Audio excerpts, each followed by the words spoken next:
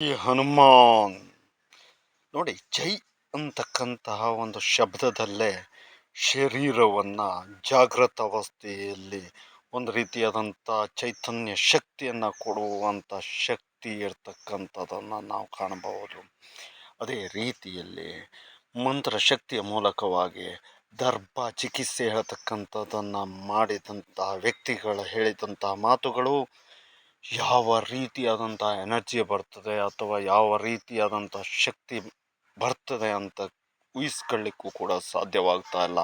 ಆ ರೀತಿಯಾದಂತಹ ಆತ್ಮಶಕ್ತಿ ಹೇಳ್ತಕ್ಕಂಥದ್ದು ಜಾಗ್ರತೆಯ ಹೇಳ್ತಕ್ಕಂಥದ್ದಾಗುತ್ತದೆ. ಮತ್ತು ಅಷ್ಟೇ ಅಲ್ಲದೆ ಎಂತಹ ರೋಗವನ್ನಾದರೂ ಕೂಡ ಹೊಡೆದು ಓಡಿಸಬಲ್ಲಂತಹ ಶಕ್ತಿಯನ್ನು ಅದು ಹೊಂದಿದೆ ಅಂತ ಹೇಳುವುದಕ್ಕೆ ಕೇವಲ ಏನೂ ಇಲ್ಲದೆ ಇರತಕ್ಕಂತಹ ವ್ಯಕ್ತಿ ಕೂಡ ಚಿಕಿತ್ಸೆಯನ್ನು ಮಾಡಿಕೊಂಡಾಗ ಆತನಲ್ಲಿ ಆ ರೀತಿಯಾದಂತಹ ಎನರ್ಜಿ ಹೇಳ್ತಕ್ಕಂಥದ್ದು ಉಂಟಾಗುವಾಗ ರೋಗದಿಂದ ತಕ್ಷಣಕ್ಕೆ ಮುಕ್ತಿ ಹೇಳ್ತಕ್ಕಂಥ ಅದ್ಭುತವಾದಂಥ ಶಕ್ತಿ ಹಿಂದೆಂದೂ ಕಂಡಿಲ್ಲ, ಮುಂದೆಂದೂ ಕೇಳಲ್ಲ ಎಂಬಂತಹ ರೀತಿಯಲ್ಲಿ ವಿಶ್ವದಲ್ಲೇ ಮೊಟ್ಟ ಮೊದಲ ಬಾರಿಗೆ ದರ್ಭ ಚಿಕಿತ್ಸೆ ಹೇಳ್ತಕ್ಕಂಥದ್ದು ಅದ್ಭುತವಾದಂಥ ಶಕ್ತಿಯನ್ನು ಜನರಿಗೆ ಕೊಡ್ತಾ ಬರ್ತಾ ಇರ್ತಕ್ಕಂಥದ್ದು.